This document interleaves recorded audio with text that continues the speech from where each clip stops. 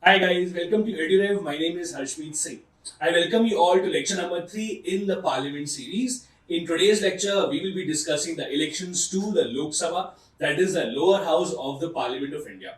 I hope you have attended the last two lectures and now we'll continue our journey and see how are actually the seats divided in the Lok Sabha. Lok Sabha में elections कैसे होता है and what are the few intricate details that you need to know about the Lok Sabha elections.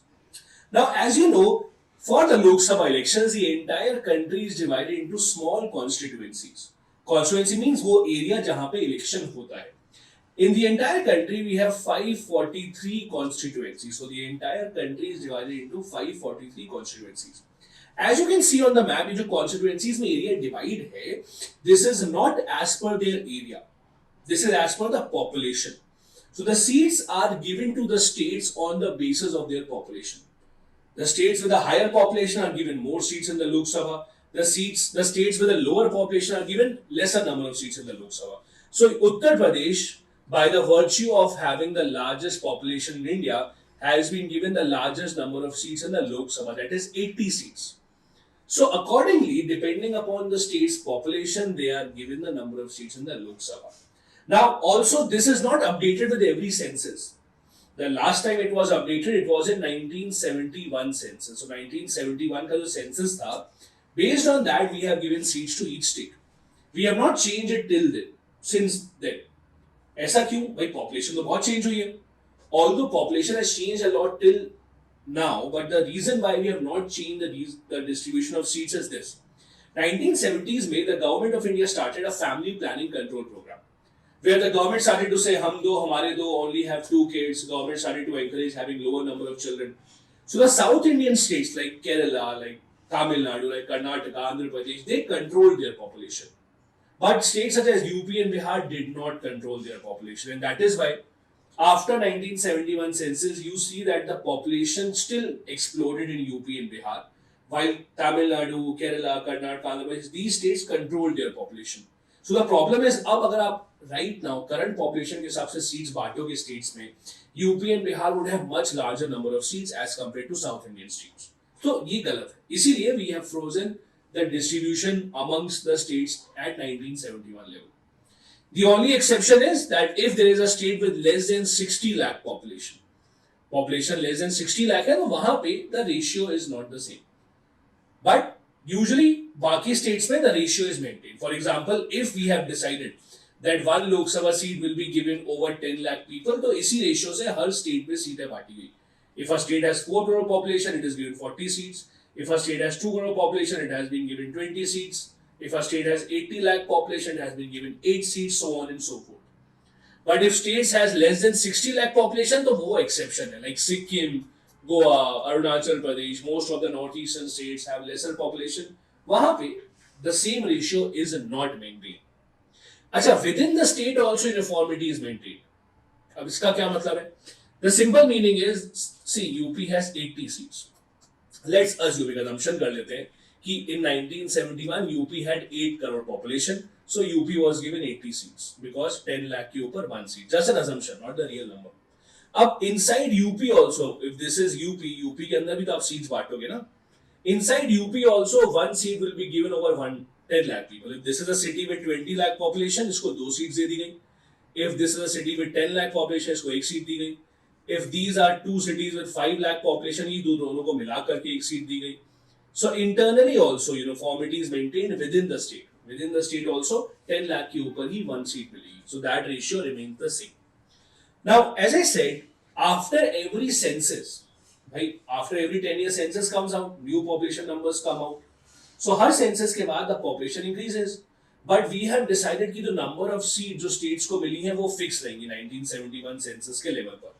अगर UP को 80 seats है तो वो 80 ही रहेंगी. अगर महाराष्ट्र को 40 सीट्स है तो 40 ही रहेंगी. We have not increased that. However, internal redistribution allowed है. अब इसका मतलब क्या है? देखिए, first thing, the seats given to each state is fixed. कब तक के लिए fix है? Next census after 2026.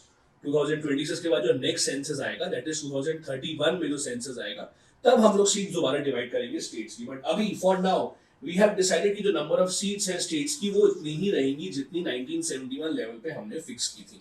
So 80 will UP will still have 80 seats only. However, internal redistribution happened. अब इसका मतलब क्या है? देखो, let us assume कि 1971 में UP's population was 8 crore and thus it was given 80 seats. मतलब 1 seat over 10 lakh people. ठीक है? अब let's assume in 2001 UP's population becomes 24 crore. Seats तो अभी भी 80 है क्योंकि number of seats तो बढ़ेंगे नहीं. So अब अगर आप divide करोगे 80 seats को 24 crore people के लिए तो आपको क्या करना पड़ेगा?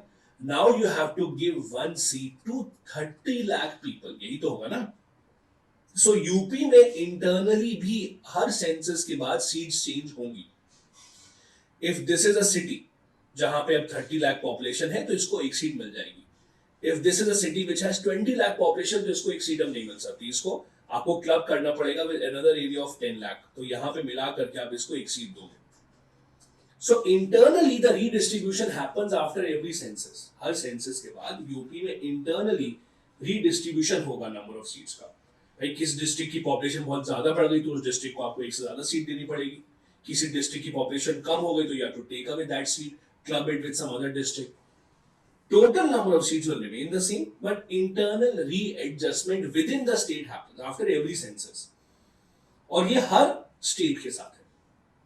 We have frozen the total number of seats given to each state till 2031 census. जब 2031 का census आएगा तब वो बढ़ेंगी, अभी नहीं बढ़ रही है. Let's take a real life example of UP.